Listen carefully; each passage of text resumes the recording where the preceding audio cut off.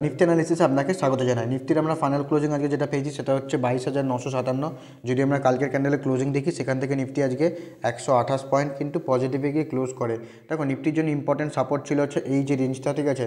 Market কী করে যদি দেখি লাস্ট 10 দিন ধরে এই চ্যানেলের মধ্যে চলছিল, ঠিক আছে। মার্কেট কী করে কাল এই চ্যানেলটাকে ব্রেকডাউন করে এবং ব্রেকডাউন করে সাপোর্ট কী বলেছিলাম যে 23,023-এর যে লেভেলটা সেটাকে যদি ব্রেকডাউন করে তো নেক্সট যে সাপোর্টটা বেরিয়ে আসবে ক্লোজিং বেসিসে সেটা হচ্ছে 22,888, ঠিক আছে। এই যে সাপোর্টটা ছিল এই সাপোর্টটাকে ব্রেকডাউন করে এবং ব্রেকডাউন করার পর কী করে মার্কেট আজকে এই যে 23,000-এর যে লেভেলটা ছিল এই লেভেলটাকে একবার টেস্ট করতে যায় এবং টেস্ট করতে গিয়ে যদি দেখি মার্কেট কী করে এই চ্যানেলের মধ্যে কিন্তু মার্কেট গেছিলো, ঠিক আছে। যদি আমরা আজকের ক্যান্ডেল দেখি চ্যানেলের এখানে গেছিলো মার্কেট, কিন্তু এখানে সাপোর্টটা ছিল মানে 23,023, এই যে ইম্পর্টেন্ট যে একটা সাইকোলজিক্যাল সাপোর্ট ছিল সেই সাপোর্টের নিচে এসে কিন্তু মার্কেট ক্লোজ দিয়েছে, ঠিক আছে। তো বলা যেতে পারে যে লেভেলটা মার্কেট ব্রেকডাউন করে, যে সাপোর্টটাকে মার্কেট ব্রেকডাউন করেছে সেই সাপোর্টটাকে কিন্তু মার্কেট একবার টেস্ট করতে যায় আজকে, কিন্তু টেস্ট করতে গিয়ে কী করে মার্কেট টেস্ট করে নিচে এসে কিন্তু ক্লোজিং দেয়। নিফটির ট্রেন্ড কিন্তু নেগেটিভই রয়েছে, ঠিক আছে। তো নিফটির জন্য দেখো নিফটির জন্য এখন ইম্পর্টেন্ট সাপোর্ট যদি দেখি আমরা লাস্ট যে সাপোর্ট রয়েছে ক্লোজিং বেসিসে, ঠিক আছে, যেটা হচ্ছে এই যে লাস্ট যদি দেখি এখানে লো লাগিয়েছে হয়তো 22,777 সামথিং এরকম লো লাগিয়েছে, তো এটা একটা ইম্পর্টেন্ট সাপোর্ট হিসেবে কাজ করছে। যদি দেখি লাস্ট যে সাপোর্টটা বেরিয়ে আসবে সেটা হচ্ছে 22,555 একটা ক্লোজিং বেসিস ইম্পর্টেন্ট সাপোর্ট 22,555। যদি মার্কেট কী করে 22,555 লেভেলটাকে যদি ব্রেকডাউন করার পরে যদি হোল্ড করে এই লেভেলটাকে এবং হোল্ড করে যদি নিচের দিকে কন্টিনিউয়াসলি ট্রেন্ড ফলো করে, ট্রেন্ড নিফটি যে ট্রেন্ড নেগেটিভ সেটাকে যদি ফলো করে তো মার্কেট কিন্তু একটা ডাউন সাইড আরও মুভমেন্ট ডাউন সাইডে কিন্তু আরও যেতে পারে মার্কেট। 22,555 যে লেভেলটা সেটাকে যদি ব্রেকডাউন করে তো নেক্সট যে সাপোর্ট বেরিয়ে আসবে, ঠিক আছে, সেটা হচ্ছে 22,222 এবং এরপরে যদি সাপোর্টটা বেরিয়ে আসবে সেটা হচ্ছে 22,055, ঠিক আছে, যেটা হচ্ছে একটা ইম্পর্টেন্ট এবং সাইকোলজিক্যাল সাপোর্ট। মার্কেটকে যদি দেখি মার্কেট কিন্তু এখানে একটা রেঞ্জ বানায়, রেঞ্জ বানানোর পর কন্টিনিউয়াসলি ট্রেড করে এবং ট্রেড করার পর মার্কেট ব্রেকডাউন করে, ঠিক আছে। আবার এখানে কী করে ট্রেন্ড মানে এই ট্রেন্ডটাকে ফলো করে এবং এখানে মার্কেট কী করে কন্টিনিউয়াসলি সাইড হয়ে যায়, কোথায় সাপোর্টের কাছে এসে মার্কেট কন্টিনিউয়াসলি এখানে সময় কাটানোর পর মার্কেট ওপরে যাওয়ার চেষ্টা করে, কিন্তু এই যে রেজিস্ট্যান্সের ট্রেন্ড লাইনের যে রেজিস্ট্যান্সটা সেটা রেজিস্ট্যান্সে নেয় এবং রেজিস্ট্যান্সে মার্কেট কিন্তু সেম আবার যখন এই রেঞ্জটার নিচে ব্রেকডাউন করে দেন এখান থেকে কিন্তু একটা মুভমেন্ট পাওয়া যায়, ঠিক আছে। মার্কেট এবারও কী করে মার্কেট কিন্তু যদি দেখিস এই যে লাস্টের যে দুটো রেঞ্জ করেছিল সেম জিনিসটাকে কিন্তু মার্কেট ফলো করে আসে, ঠিক আছে। রেঞ্জ করার পর মার্কেট নিচের সাইডে ব্রেকডাউন করছে, এখানেও সেম রেঞ্জ করার পর মার্কেট নিচের সাইডে ব্রেকডাউন করছে। যদি 3 নম্বর বারের সময় দেখি কী করে মার্কেট এখানে ডাউন সাইডে আসে, সাপোর্টের কাছে আসে, এখানেও রেঞ্জ করে এবং রেঞ্জ করার পর মার্কেট কী করে মার্কেট আজকে কিন্তু নিচের এই যে সাপোর্টটা ছিল সেই সাপোর্টটা কিন্তু ব্রেকডাউন করে। চার্টটাকে যদি বুঝতে পারো চার্টের মধ্যে সমস্ত কিছু রয়েছে, ঠিক আছে। মার্কেটের ট্রেন্ড যেহেতু নেগেটিভ রয়েছে মার্কেটকে ভালো করে দেখো মার্কেট কী করতে চায়। যদি আজকে দেখি মার্কেট আজকে কিন্তু প্রথম দিকে নেগেটিভেই আসে, মানে প্রথম দিকে যদি ওপেনিং হয় মার্কেট আজকে গ্যাপ আপ ওপেন এবং গ্যাপ আপ ওপেন হওয়ার পর মার্কেট কিন্তু কালকের যে সাপোর্ট ছিল সেই সাপোর্টের কাছে আসে, সেই সাপোর্টটাই কিন্তু মার্কেট সাপোর্ট নেয় এবং সাপোর্ট নেওয়ার পর কিন্তু মার্কেট আজকে আপসাইডে মুভমেন্ট দেয়। দেখো আজকে যেহেতু আপসাইড মুভমেন্ট দিয়েছিল তার রিজন ছিল হচ্ছে আরবিআই 7,000 কোটি টাকা ইনভেস্ট করে ব্যাঙ্ক সেক্টরে, তো তার জন্য আজকে মার্কেটে একটা আপসাইড মুভমেন্ট দেখা গেছে, ঠিক আছে। তো যদি মার্কেট কী করে যে এই যে দেখা গেল যে লাস্ট যে সাপোর্টটা লাগিয়েছে এখন ব্যাঙ্ক নিফটি, ঠিক আছে, তো এই নিফটি যদি কী করে এই যে সাপোর্টটা রয়েছে এই সাপোর্টটাকে যদি কন্টিনিউয়াসলি হোল্ড করে এবং হোল্ড করার পর যদি সাপোর্টের আপসাইডে ব্রেকআউট করে দেন এখান থেকে কিন্তু একটা আপসাইড মুভমেন্ট দেখা যেতে পারে নেক্সট যে রেজিস্ট্যান্স অবধি, ঠিক আছে।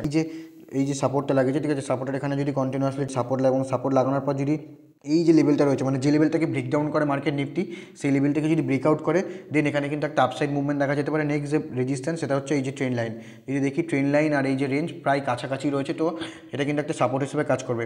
যদি মার্কেট কী করে ট্রেন্ড লাইনের উপরে ক্লোজিং করে এবং উপরে ক্লোজিং করার পর যদি মার্কেট 3 দিন ধরে যদি এখানে হোল্ড করে এবং হোল্ড করার পর যদি সেই রেঞ্জটাকে আপসাইডে ব্রেকআউট করে দেন এখান থেকে কিন্তু একটা আপসাইড মুভমেন্ট দেখা যেতে পারে, ঠিক আছে। নেক্সট যে রেজিস্ট্যান্স অবধি উপরে যাওয়ার জন্য প্রথম যে রেজিস্ট্যান্স বেরিয়ে আসবে, ঠিক আছে, দেখো উপরে যাওয়ার জন্য প্রথম যে রেজিস্ট্যান্স বেরিয়ে আসবে সেটা হচ্ছে এই যে লেভেলটা যেটা হচ্ছে 23,055 একটা ইম্পর্টেন্ট রেজিস্ট্যান্স হিসেবে কাজ করবে। নিফটি যদি 23,055 উপরে যদি মানে ক্লোজিং করার পরে যদি মার্কেট কন্টিনিউয়াসলি ট্রেড করতে থাকে দেন এখান থেকে একটা আপসাইড মুভমেন্ট বেরিয়ে আসবে। নেক্সট যে রেজিস্ট্যান্স সেটা হচ্ছে এই যে ট্রেন্ড লাইন, এই যে লাইনটা কেটেছে এই লাইনটা হচ্ছে একটা রেজিস্ট্যান্স হিসেবে কাটবে। সাথে যদি দেখি ট্রেন্ড লাইনেও এখানে একটা রেজিস্ট্যান্স নিচ্ছে, ঠিক আছে, তো যেটা হচ্ছে 23,444 এগুলো কিন্তু ক্লোজিং বেসিসে রেজিস্ট্যান্স, ঠিক আছে। ক্লোজিং বেসিসে কিন্তু এই রেজিস্ট্যান্সগুলো কিন্তু মার্কেট নিতে পারে। যদি মার্কেট কী করে 23,055 উপরে ক্লোজিং করার পর যদি মার্কেট 2-3 দিন ধরে যদি এর উপরে সাস্টেন করে দেন এখান থেকে কিন্তু একটা আপসাইড মুভমেন্ট দেখা যেতে পারে নেক্সট যে রেজিস্ট্যান্স সেই রেজিস্ট্যান্স অবধি। তো চলুন নিফটির 15 মিনিট চার্টে দেখি নিফটি কালকের জন্য কেমন কি ট্রেড করতে পারে। যারা এখন আমাকে ইনস্টাগ্রামে বা ফেসবুকে ফলো করেন তারা অবশ্যই ইনস্টাগ্রাম এবং ফেসবুকে এবং ইউটিউবে সাবস্ক্রাইব করে নিও। তো দেখো নিফটি যদি আমরা দেখি নিফটির সাপোর্ট কি ছিল, এই যে সাপোর্টটা, ঠিক আছে, এই যে সাপোর্টটা লাগিয়েছে এটা হচ্ছে নিফটির জন্য ইম্পর্টেন্ট সাপোর্ট ছিল। মার্কেট কোথায় ওপেন হয়, মার্কেট আজকে গ্যাপ আপ ওপেন হয়, কোথায় ওপেন হয় যদি দেখি আমরা এই যে জোনের এখানে মার্কেট এখানে গ্যাপ আপ ওপেন হয়, গ্যাপ আপ ওপেন হওয়ার পর মার্কেট নিচে আসে, কোথায় আসে কালকের যে ক্লোজিং সেই ক্লোজিংয়ের এখানে আসে, ক্লোজিংয়ের এখানে আসে মার্কেট সময় কাটায়। দেখো সবসময় বলি যে সময় কাটে দাদা মার্কেট যখনই কোনো রেঞ্জ করবে, রেঞ্জ করার পর তখন দেখবে কোনো মার্কেট একটা সাপোর্টের কাছে আছে বা রেজিস্ট্যান্সের কাছে আছে, সময় কাটানোর সাথে যখন রেঞ্জ করবে এবং রেঞ্জ করার পর যখনই মার্কেট কী করবে আপসাইডে সেই রেঞ্জটা যদি আপসাইডে ব্রেকআউট করে তো আপসাইডে মুভ, যদি ডাউন সাইডে ব্রেকডাউন করে তো নিচের সাইডে মুভমেন্ট দেখা যাবে। ঠিক আছে, মার্কেট কী করে যদি দেখি মার্কেট নিচে আসে, নিচে এসে কোথায় এখানে রেঞ্জ করে, কালকে যে ক্লোজিং সেই ক্লোজিংয়ের এখানে রেঞ্জ করে, রেঞ্জ করার পর মার্কেট আপসাইডে ব্রেকআউট করে এই রেঞ্জের, দেন এখান থেকে কিন্তু একটা আপসাইড মুভমেন্ট দেখা যায়। ঠিক আছে, যদি দেখি এখান থেকে মার্কেট কিন্তু একটা আপসাইড মুভমেন্ট দেখা যায়, 200 পয়েন্টের মতন একটা আপসাইড মুভমেন্ট দেখা যায়। ঠিক আছে, কি বেলায় গিয়ে মার্কেট কিন্তু সেই কোথায় এসে ক্লোজিং দেয়, সেই যেই জায়গাটায় মার্কেট সাপোর্ট মানে রেঞ্জ করে সেই সাপোর্টের কাছে এসে কিন্তু মার্কেট ক্লোজিং দেয়। এই যে জোনটা নিফটির জন্য ইম্পর্টেন্ট সাপোর্ট হিসেবে কাজ করছে। ঠিক আছে, যেটা হচ্ছে 22,933, একটা 15 মিনিটের চার্টে সাপোর্ট ইম্পর্টেন্ট। যদি এই সাপোর্টটাকে ব্রেকডাউন করে তখন 15 মিনিটের চার্টে নেক্সট যে সাপোর্ট রয়েছে সেটা হচ্ছে 22,888। যদি এটাকে ব্রেকডাউন করে তো নেক্সট যে সাপোর্ট বেরিয়ে আসবে সেটা হচ্ছে 22,777। ঠিক আছে, এইগুলো হচ্ছে ইম্পর্টেন্ট সাপোর্ট ক্লোজিং বেসিস মানে 15 মিনিটের চার্টে। নিফটির জন্য সাপোর্ট কী রয়েছে, নিফটির জন্য এই যে লাইনটা, ঠিক আছে, এটা হচ্ছে নিফটির জন্য সাপোর্ট রয়েছে, যেটা হচ্ছে 22,933।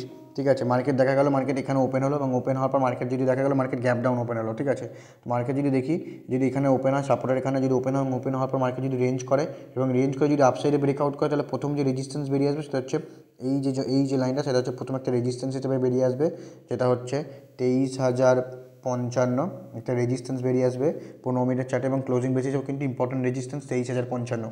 ঠিক আছে, যদি এই যে রেজিস্ট্যান্সটা রয়েছে যদি এর ওপর এর কাছাকাছি এসে যদি মার্কেট কী করে কন্টিনিউয়াসলি হোল্ড করে এবং হোল্ড করার পর যদি আপসাইডে ব্রেকআউট করে তো দেন নেক্সট যে রেজিস্ট্যান্স বেরিয়ে আসবে সেটা হচ্ছে আজকের হাই একটা রেজিস্ট্যান্স বেরিয়ে আসবে, যেটা হচ্ছে 23,111। ঠিক আছে, একটা রেজিস্ট্যান্স হিসেবে কাজ করবে। যদি মার্কেট কী করে এটাকেও ব্রেকআউট করে তো নেক্সট যে রেজিস্ট্যান্স বেরিয়ে আসবে সেটা হচ্ছে এই যে জোনটা, সেটা হচ্ছে নিফটির জন্য একটা ইম্পর্টেন্ট রেজিস্ট্যান্স হিসেবে কাজ করবে। ঠিক আছে, সাপোর্টের এখানে পাশাপাশিতে ওপেন হলো, এখানে ওপেন হওয়ার পর মার্কেট নিচের সাইডে ব্রেকডাউন করলো, তাহলে আজ কালকের যে লো সেটা হচ্ছে একটা ইম্পর্টেন্ট সাপোর্ট হিসেবে কাজ করবে, যেটা হচ্ছে 22,777 15 মিনিটের চার্টে ইম্পর্টেন্ট সাপোর্ট। যদি এটাকে ব্রেকডাউন করে তো নেক্সট যে সাপোর্ট বেরিয়ে আসবে 22,575। ঠিক আছে, এই সাপোর্টগুলো কিন্তু মার্কেটকে নিচে দেখা যেতে পারে। এই যে সাপোর্টটা রয়েছে, ঠিক আছে, 22,777 এইখানেই ওপেন হলো, দেখা গেলো মার্কেট এই গ্যাপ ডাউন ওপেন হলো, এখানে একটা বড় পয়েন্টের গ্যাপ ডাউন ওপেন হলো। ঠিক আছে, এখানে গ্যাপ ডাউন যখনই ওপেন হবে তখন মার্কেটকে ওয়েট করো, মার্কেট ওয়েট করার পর যদি কোনো রেঞ্জ করে এবং রেঞ্জ করার যদি আপসাইডে ব্রেকআউট করে যে রেজিস্ট্যান্সগুলো বললাম সেই রেজিস্ট্যান্সগুলো নেবে, যদি ডাউন সাইডে ব্রেকডাউন করে যে সাপোর্টগুলো বললাম সেই সাপোর্টগুলো কিন্তু মার্কেটকে নিতে দেখা যেতে পারে। এই যে সাপোর্ট রয়েছে, ঠিক আছে, এই সাপোর্টের এখানে গ্যাপ ডাউন ওপেন হলো না, পাশাপাশি ওপেন হলো, দেখা গেলো মার্কেট কী করলো গ্যাপ আপ ওপেন হলো, দেখা গেলো আজকের যে হাই দেখা গেলো মার্কেট এখানে গ্যাপ আপ ওপেন হলো।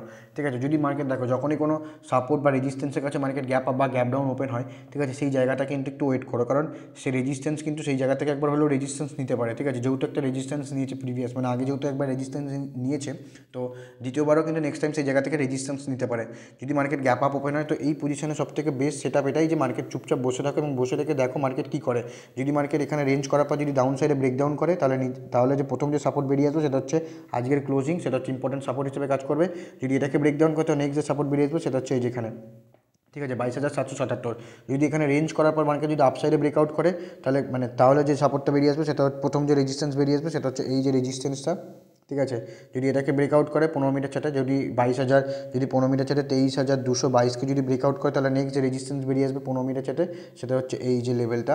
ঠিক আছে, ইম্পর্টেন্ট রেজিস্ট্যান্স হিসেবে কাজ করবে, যেটা হচ্ছে 23,333। এই রেজিস্ট্যান্সগুলো কিন্তু মার্কেটকে নিতে দেখা যেতে পারে। চার্টের মধ্যে সমস্ত কিছু রয়েছে, যদি চার্টটাকে ঠিকভাবে রিড করতে পারো তো পুরোপুরি কনসেপ্ট ক্লিয়ার হয়ে যাবে। যদি ভিডিওটি ভালো লেগে থাকে অবশ্যই কমেন্টে জানাবেন। দেখা হচ্ছে পরের ভিডিওতে, ততক্ষণ ভালো থাকবেন, সুস্থ থাকবেন।